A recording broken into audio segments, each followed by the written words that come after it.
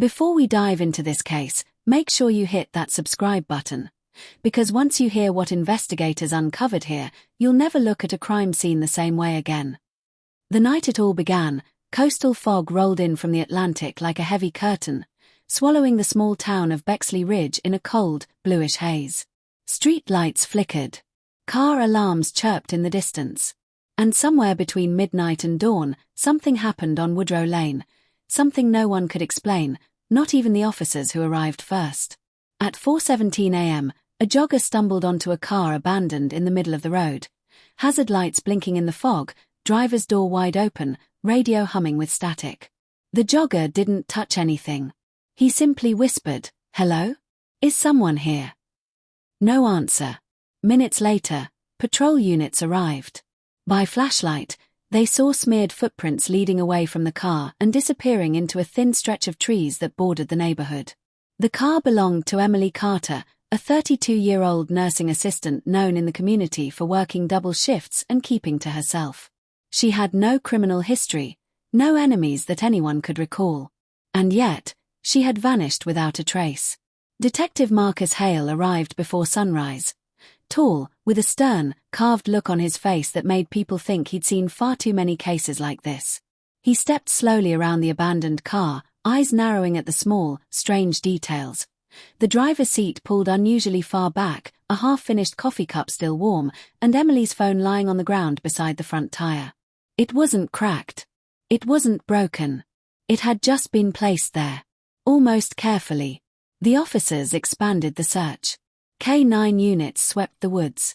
Doorbells were knocked on. Neighbors peeked through curtains, watching the flashing blue lights paint their quiet street in panic. By 7 a.m., the story had spread across town: a missing woman, a deserted car, and no sign of struggle. But Detective Hale wasn't convinced. Something about the scene felt staged. Too neat. Too calculated. He ordered the car to be towed for a full forensic search. That decision would later prove to be the turning point of the entire case. Emily's apartment was the next stop. Her living room looked untouched, almost welcoming. A soft blue lamp glowed in the corner, casting shadows across stacks of textbooks from the nursing school she'd attended 8 years earlier. The air smelled faintly of lavender. Nothing looked out of place, except one thing. Her laptop, normally on her desk, wasn't there. Her sister, Ava, noticed it instantly. "Where's her computer? She never leaves the house without putting it back." She was particular about her routine. A missing laptop and an abandoned car. 2 details. No answers. Detective Hale asked about Emily's life, friends, relationships, arguments, anything unusual. Ava hesitated, but eventually admitted Emily had mentioned someone following her car 2 nights earlier. A black SUV with tinted windows. She thought it was probably nothing, until now. Officers checked traffic cams. Nothing showed a black SUV near Emily's car that night. Nothing showed it following her prior nights. But a camera from a gas station 2 blocks from her apartment captured something unsettling. Emily inside the store buying a coffee, looking anxious, glancing repeatedly at the door, as if expecting someone to walk in. She left quickly. And behind her in the background, blurry but recognizable, was the silhouette of a person watching her through the glass. The footage caught only their outline. No clear face. No details. But it was enough to raise alarms. Whoever that figure was, they never entered the store. They just watched. By noon, the search had expanded to the marina. Reports started flowing in. A fisherman claimed to have heard a woman calling for help near the water around 3 a.m.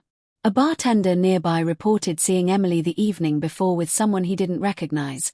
A man with a navy jacket and a quiet stare. Every clue raised more questions.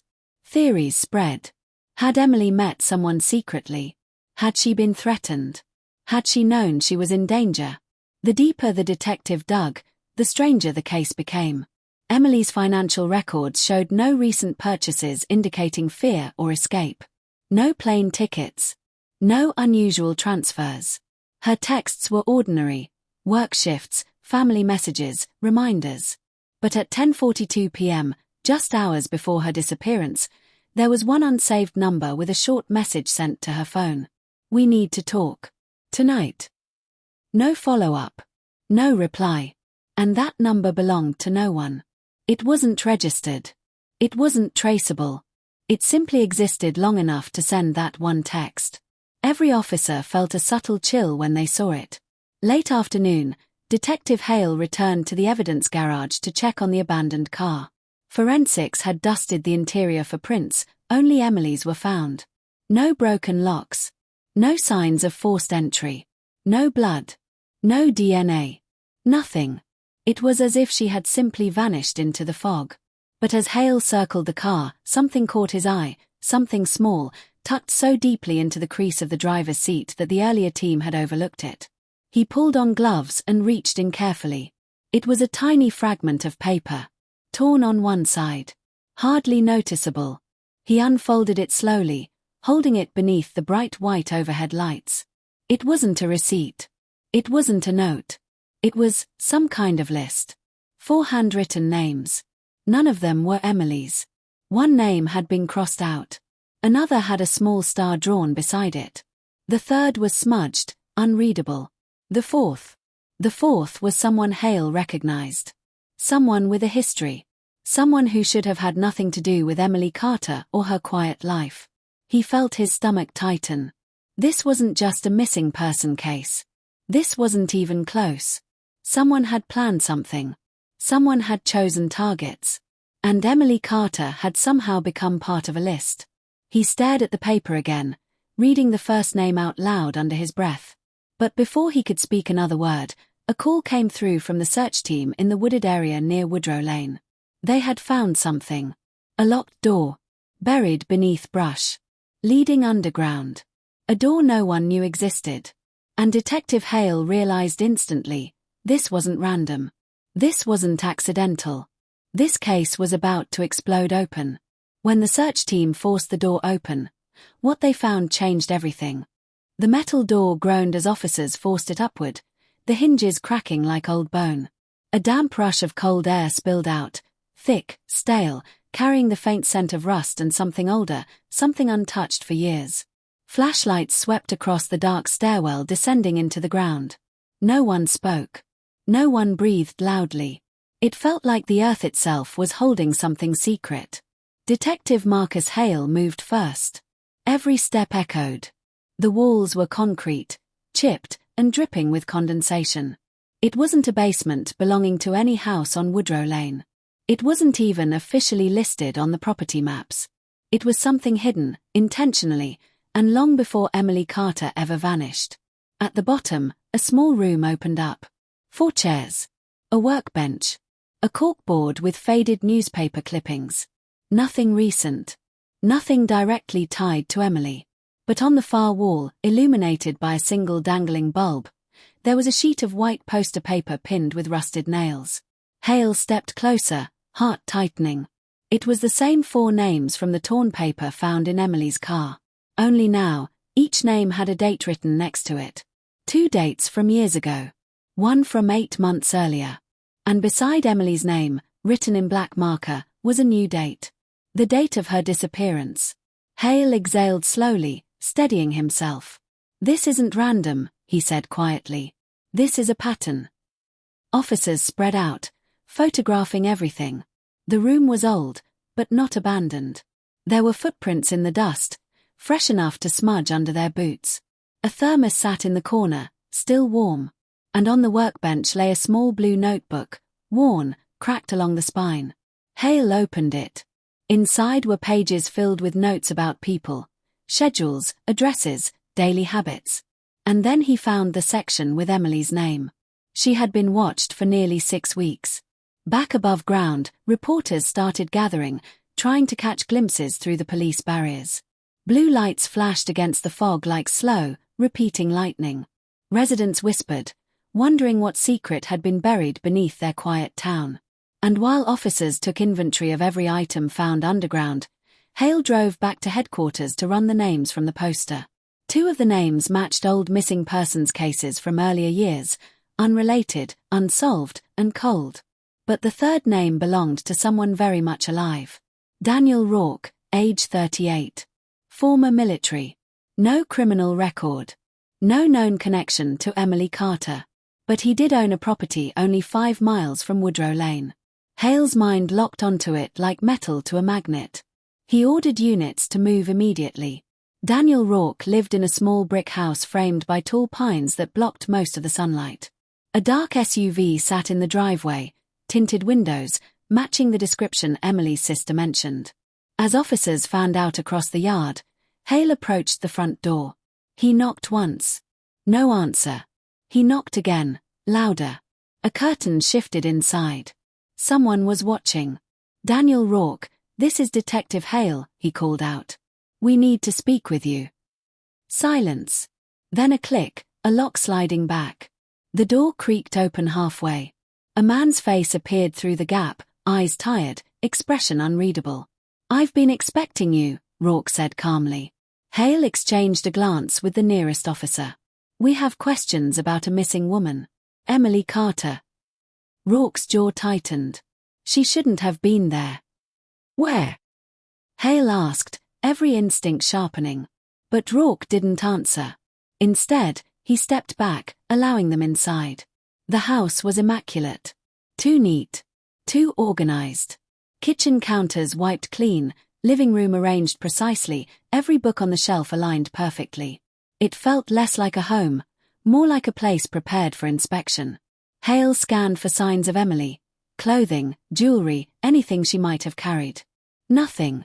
No mess. No clutter. No trace of another person. "Where is she?" Hale pressed. Rourke leaned against the wall, hands visibly steady. "I didn't harm her."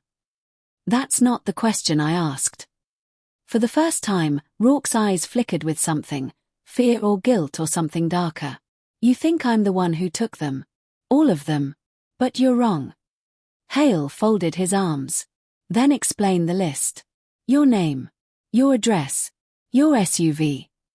Rourke laughed softly, a broken, tired sound. "You don't understand. I was trying to protect them." "From who?" Rourke swallowed hard. "From the person who made that list." Hale felt a cold pressure in his chest. "Someone else wrote it." Rourke nodded slowly. "I've been tracking him for years. Trying to reach the people on the list before he does." "And Emily?" Hale asked. "Did you reach her?" Rourke closed his eyes. Too late. The room went silent. Hale leaned forward. "What happened to her?" Rourke exhaled shakily. "She called me. The night she disappeared. She said someone had been following her. I told her not to go home. I told her to come here. She never made it." Hale's pulse quickened. Rourke wasn't behaving like a suspect. More like a man drowning in his own failure. "Why would she call you? She didn't know you." Rourke walked to a drawer, opened it, and pulled out an old badge, a private investigator license. Expired. Corners worn. "Her friend contacted me months ago about something else," he explained. "Something that didn't seem connected at the time. I didn't know Emily was linked to the list until 2 nights ago." Hale stared at him. Every word could be a lie. But something about his tone felt painfully real. "Why didn't you go to the police?" Hale asked. Rourke gave a bitter smile. "I tried. Years ago. No one listened. No evidence. No pattern they cared about. So I followed it myself." Before Hale could respond, the radio crackled. It was the team from the underground room. "Detective Hale, you need to get back here now. We found something else behind the second wall." "What did you find?" Hale asked. There was a pause, long enough to raise every hair on his arms. "A camera," the officer said. "Recently used. And recordings." Hale grabbed his coat. "Secure everything. No one touches anything until I get there." Rourke stepped forward urgently. "Detective, if you found the camera, then he's not done. He's watching the investigation. He always watches." Hale didn't look back. "We'll handle it." But as he walked toward the door, Rourke spoke one more time. Quiet, shaking, terrified. "You don't understand. Emily isn't the last name on that list. She's the beginning." Hale stopped. "What do you mean?" Rourke swallowed hard. The real target is the name you couldn't read. Hale froze. The smudged name. The one blurred on Emily's torn paper. Rourke whispered, he's already chosen the next person. When Hale returned to the underground room, officers stood in silence around a small table. A laptop was open.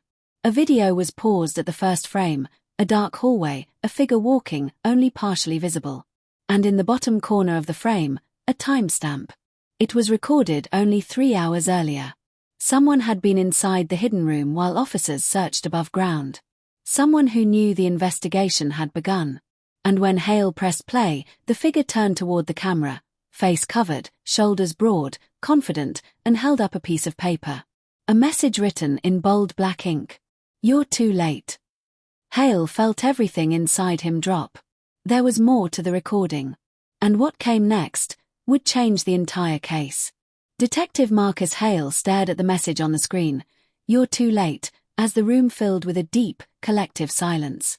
Officers exchanged tense glances, the kind people share when they realize something bigger than a missing person case is unfolding right in front of them. Hale pressed play. The masked figure stepped closer to the camera, the dim bulb in the underground room flickering overhead. The person's voice was never revealed, only their deliberate movements, their awareness, their confidence. They lifted the sheet of paper higher, covering half their face, then slowly turned it around. On the back was a list. The same 4 names as before. Only now, a new name had been added at the bottom, written in fresh, bold ink. The name was Marcus Hale. The room went still. Hale didn't flinch, but inside, something cold tightened around his ribs. Pause it, he said quietly. The officers froze the video. Hale leaned in. Check the time again. Recorded 3 hours earlier. Meaning the person behind the list had been in this underground room not long before the police arrived. Meaning they'd slipped through the woods, unseen, while patrols searched. Meaning they were watching, tracking, and planning, always one move ahead. And Emily Carter was still missing. Hale straightened. I want a full sweep of the woods. Every path, every shed, every crawl space. He's using blind spots. He's been here before. Move. Officers rushed out. Hale stayed behind, replaying the video silently in his mind. Whoever this person was, they wanted him personally involved. And they weren't hiding it. Behind him, an officer cleared his throat. Detective, we found something else. Hale followed him to the far wall. Officers had cleared away a stack of crates earlier, revealing an old electrical panel. Inside the panel was another piece of paper, folded, clean, perfectly dry despite the damp room. Someone had placed it there intentionally. Hale unfolded it. Coordinates.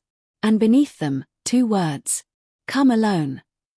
Hale didn't wait for backup. He didn't announce where he was going, not yet. He drove out of town, following the numbers on the paper until he reached a stretch of land near the old quarry. The sun was setting, turning the sky a bruised shade of blue. Wind rattled through the broken fence line, and loose gravel crunched under his boots as he stepped forward. The coordinates led to a storage facility at the edge of the quarry. Most units were abandoned. Rusted locks. Faded numbers. But one, the last one in the row, had a new padlock, shiny and recently placed. Before Hale could move, a figure stepped out from behind the storage unit. Daniel Rourke. Hale's hand went to his holster instinctively. How did you find this place? Rourke held up his phone. I followed the coordinates, same as you. I knew he would reach out to you eventually. We agreed you'd stay at the station, Hale said sharply. You know I couldn't. Rourke's eyes were focused, intense. Detective, there's something I didn't tell you. Hale didn't blink. Start talking. Rourke looked down, exhaled shakily. The person you're hunting, the one behind the list. I wasn't tracking him because I was hired. I was tracking him because I used to know him. Hale's pulse jumped. Rourke continued, voice low.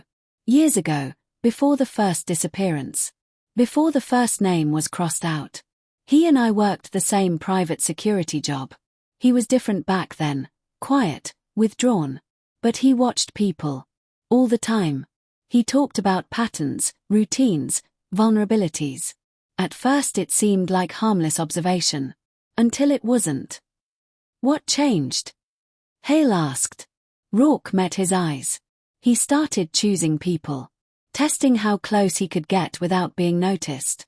Testing how much control he had. And you didn't report him? I tried, Rourke insisted. But nothing I had was solid. No threat, no evidence. Just instincts. And Emily? Hale asked. Why was she on the list? Rourke swallowed hard. Because she saw something. Something she didn't realize was important. Something he couldn't risk being traced back. Hale stepped closer. What did she see? Before Rourke could answer, a metallic click echoed through the quarry, sharp, echoing, unmistakable. Hale turned. The padlock on the storage unit had popped open and dropped to the ground. Someone had unlocked it from inside. The door slid open slowly. Inside, a small light flickered on. A projector sat on a table, humming softly. Beside it was a chair, and on that chair was Emily Carter's missing laptop. Hale and Rourke exchanged a tense glance. Hale approached first. He touched nothing, leaned forward, and saw a note taped to the top of the screen. Play. Hale pressed the spacebar. Emily appeared on the screen. Alive. Sitting in a dim room. Eyes red. Fear filling every line of her face. She spoke shakily. If you're watching this, it means he's already taken control. I didn't know what I saw. I didn't know it was him. I didn't know what it meant. She looked away, then back at the camera. He didn't want me. Not at first. I was just the one who accidentally noticed the pattern. Hale's breath caught. Rourke stepped closer, eyes fixed. Emily continued. He made a list because he wanted to choose who mattered. Who was visible. Who could disappear without anyone asking questions. But I ruined the order. I saw him near the hospital, and he knew I was paying attention. A loud noise sounded in the background of the video. Emily flinched. I don't know how much time I have left. But if Detective Hale sees this, I need you to know he isn't who you think he is. He's someone who... The video cut off. Static. Silence. Black screen. Rourke stepped back, breath trembling. He's manipulating everything, even the message. Before Hale could respond, his phone buzzed. A new text message. No number. No sender. Just 2 words. Look up. Hale and Rourke turned simultaneously. At the top of the quarry rim, silhouetted against the fading blue light, a figure stood watching them. The same broad shoulders, the same calm stance from the underground camera. The list maker. He didn't run. He simply lifted his hand, showing another sheet of paper. Hale stepped forward. Don't move. The figure slowly unfolded the paper, letting it catch the wind. It drifted down toward them, spinning through the dry air. Hale caught it. One name. Only one. Written in thick black ink. The final target. And beneath it, underlined twice. The one who thinks he's in control. Rourke stared at Hale. Hale stared at Rourke. The figure on the quarry's edge took one step backward. And disappeared over the rim. Officers reached the rim minutes later. Nothing. No trail. No footprints. No sign of escape. The quarry led to dozens of blind paths. He had vanished again, as if the land itself had swallowed him. Back at the station, Hale spread the papers out, the coordinates, the names, the messages. Emily was out there somewhere. Alive. And the man responsible was still watching, still planning, still waiting for Hale to move exactly where he wanted him. The list wasn't just a record. It was a game. And Hale had just become the center of it. He picked up the last sheet again, the final target, and noticed something he hadn't seen before. A faint watermark at the bottom. An address. Not Emily's. Not Rourke's. Not a previous